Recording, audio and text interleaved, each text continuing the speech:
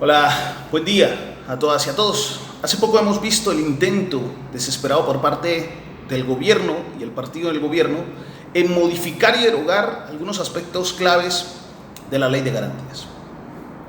Pues bien, para entender esto es necesario hablar de lo que es un Estado o lo que debiera ser un Estado democrático moderno.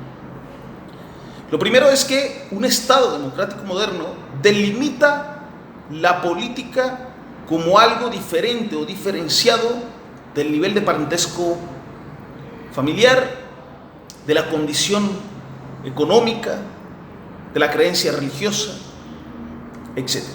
Esto no quiere decir que estas cuestiones no importen y no impacten en la forma de hacer política, pero que en definitiva la forma en administrarse el Estado debe dejar de lado estas cuestiones. Bajo este aspecto cabría preguntarse si Colombia es o no un Estado democrático moderno. 2. A partir de esto se infiere que, por lo tanto, el Estado tiende a la máxima institucionalización. Esto quiere decir que se manda y se obedece ya no por tradición, sino porque se responde a una serie de procedimientos y reglas que nos hemos dado. Dicho esto, deberíamos pensar también en ese ideal democrático y preguntarnos entonces si se cumple en Colombia. Ese ideal democrático nos habla que la capacidad para intervenir, para hacer política, no debería tener ningún tipo de reserva, por lo que todos los ciudadanos, todos los miembros de la comunidad podrían participar de la política sin importar etnia, lengua, religión o creencia ideológica. De ahí también que como ideal debería garantizarse el acceso libre e igual a los medios de intervención política, sin que exista obstáculos ni privilegios para unos. Y finalmente, se plantea que las decisiones políticas deberían corresponderse con los intereses de las mayorías. Esto sería como el ideal de un Estado moderno y de un Estado democrático. A esto se contrapone algunos elementos que nos podrían acercar a los estados más autoritarios, monocráticos. 1. La concentración de la capacidad política en pocas manos. 2. El acceso difícil y arbitrario a las herramientas para la acción política, es decir, medios y recursos dentro del proceso de decisión política. Y 3, que las decisiones políticas sistemáticamente son tomadas en favor de unos pocos. ¿Está bien?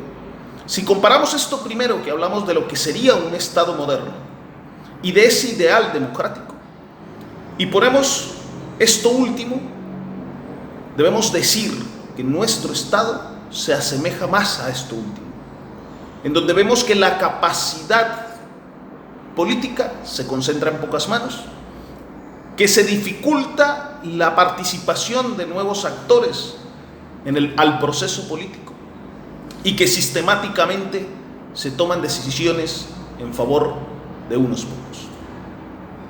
Una de las características generales de lo que podríamos decir un común denominador democrático es que la designación, tiene que existir una designación electoral de las autoridades en competición libre, equilibrada y periódica. Y este principio, el principio de la designación electoral de las autoridades por competencia libre, equilibrada y periódica, es uno de los aspectos que golpea drásticamente el intento de reforma a la ley de garantías. Lo que se está buscando en definitiva es la cartelización de la política. Lo que estamos viendo es la cartelización de la política. Un cártel político que se presenta bajo diversos partidos y diversas chapas, pero que acuerda una serie de medidas para no perder su posición privilegiada y de esta manera dificultar que lleguen nuevos actores al proceso político. Se habla de mermelada, y esto es preocupante en cuanto a la cultura política. Ese intento de cambio en la ley de garantías que le permitiría a las instituciones contratar, se entiende como que aumentaría la mermelada o permitiría la mermelada. Deberíamos desechar ese concepto de mermelada y decir las cosas por su nombre. Eso es corrupción, eso es clientelismo, y eso en definitiva favorece la cartelización de la política, en donde actores políticos aparentemente en competición pactan una serie de acuerdos para mantener sus privilegios. Para nadie es un secreto que muchos actores, estos actores políticos que hoy están en favor de derogar esos puntos en la ley de garantías, son actores que han logrado penetrar y tienen una fuerte presencia en el sistema público, lo que les significa acceso a recursos, acceso a puestos de trabajo, acceso a medios de comunicación, y lógicamente no quieren perder esos privilegios y por eso dificultan la entrada de nuevos actores, pactando una reforma en donde ellos podrían tejer cada vez más fuerte una red clientelar.